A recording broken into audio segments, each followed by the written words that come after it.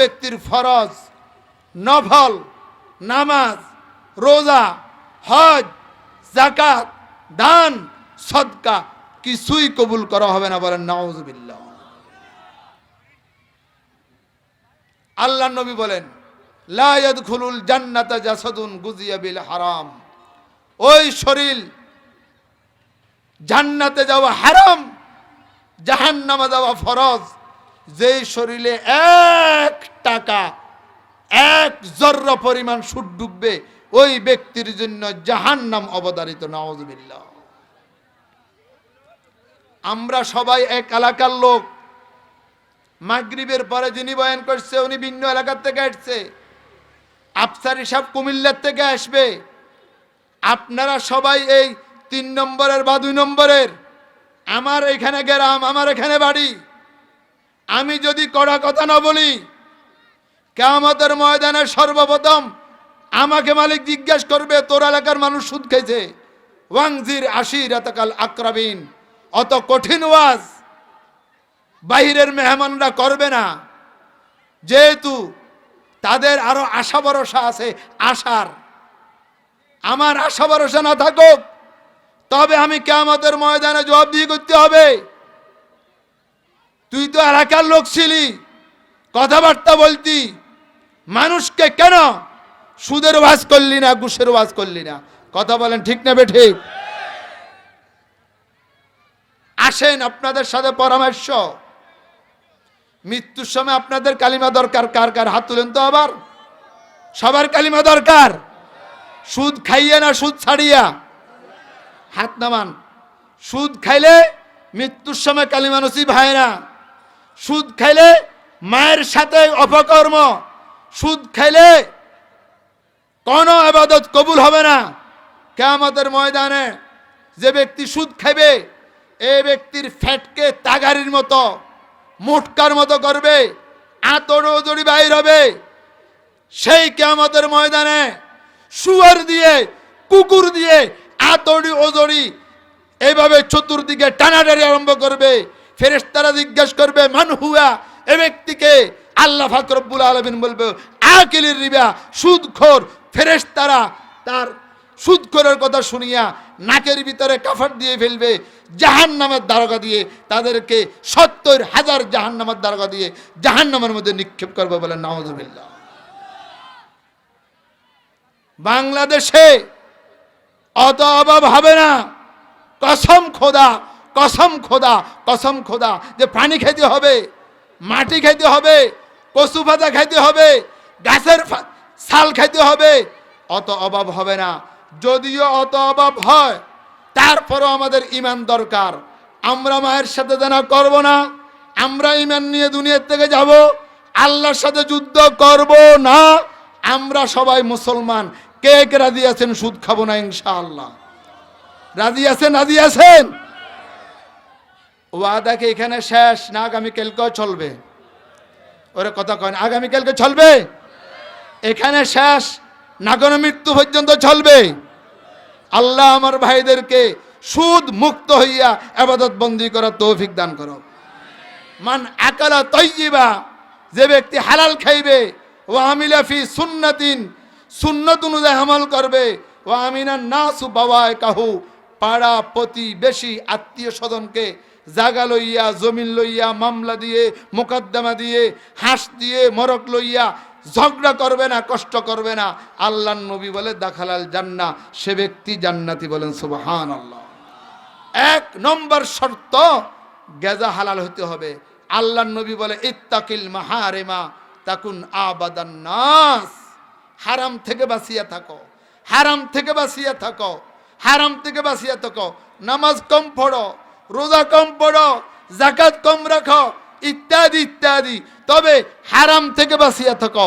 আসমানের নিচে, জমিনের উপরে তুমি সবচেয়ে বড় আল্লাহ ওয়ালা। বলেন সুবহানাল্লাহ। সাহেব বুঝছেন কে কে? আমল করার দাম বেশি না গুনার থেকে বাঁচার দাম বেশি? বুঝেন কথা? নামাজ ইবাদত বন্দেগীর দাম বেশি না গুনার থেকে বাঁচার দাম বেশি? মাশাআল্লাহ। ইবাদত বন্দেগী কম হোক সমস্যা নাই, তবে হারাম খাইয়া আবাদত করবেন, এই আবাদত কোনো লাভ নাই। কথা কয় না? আমি একটা উদাহরণ দিই।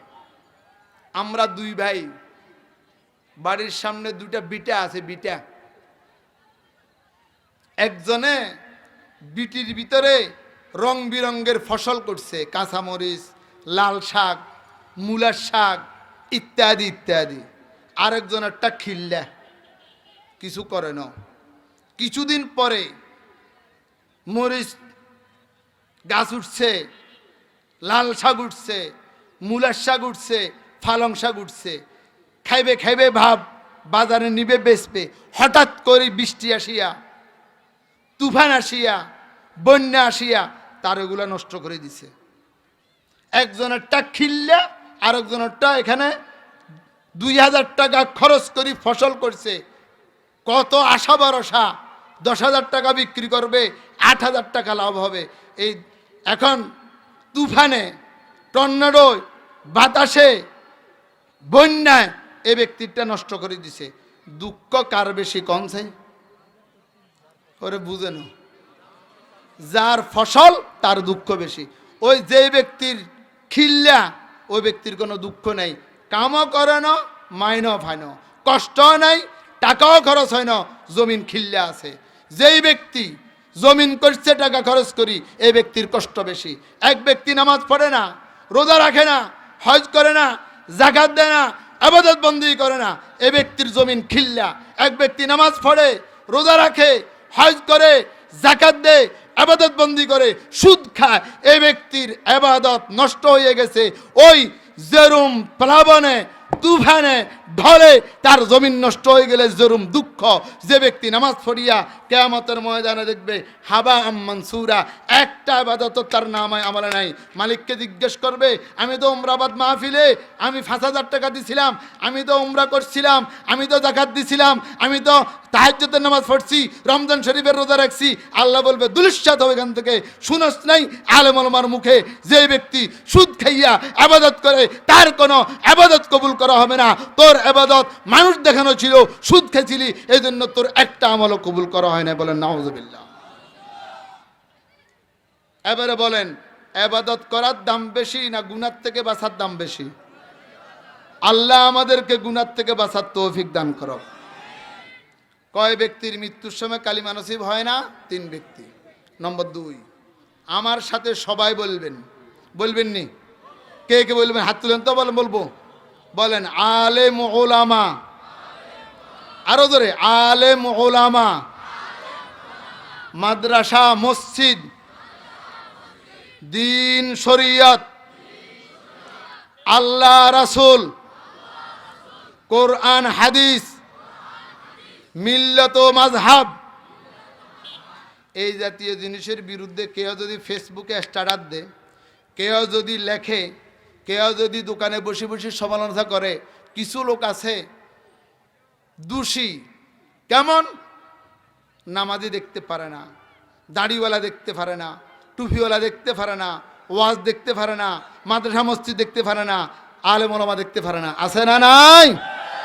কসম খোদা, যে ব্যক্তি কোরআন হাদিস বিদ্বেষী হবে, আলেম ওলামা বিদ্বেষী হবে, দিন শরীয়ত বিদ্বেষী হবে, দাড়িওয়ালা টুপিওয়ালার বিদ্বেষী হবে, এই ব্যক্তির মৃত্যুর সময় কালিমা নসিব হবে না।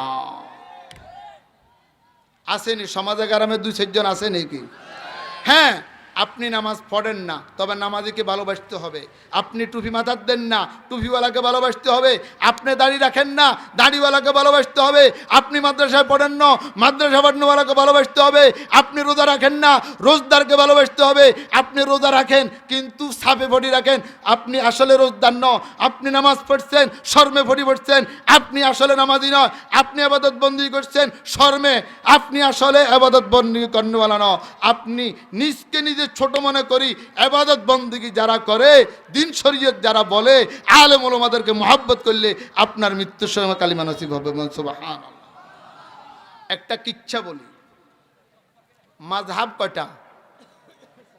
আহারে, আমাদের এলাকার লোকে মাযহাব জানে কয়টা? জোরে বলেন কয়টা? হানাফি, বলেন হানাফি, শাফিঈ, মালিকি, হাম্বলি। আমাদের ইমাম আবু হানিফা রহমতুল্লাহ আলাইহি এক জায়গায় ছাত্রদেরকে পড়াইতেছে 90,000 ছাত্র। সুবহানাল্লাহ কয় না?